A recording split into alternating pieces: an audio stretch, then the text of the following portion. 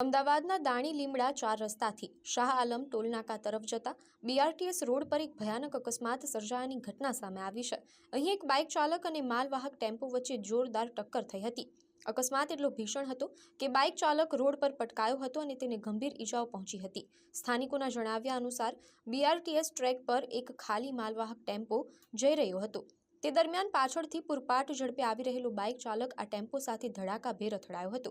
બાઇકની સ્પીડ વધારે હોવાને કારણે ચાલકે કાબુ ગુમાવ્યો હોવાનું પ્રાથમિક દ્રષ્ટિએ બહાર આવ્યું છે।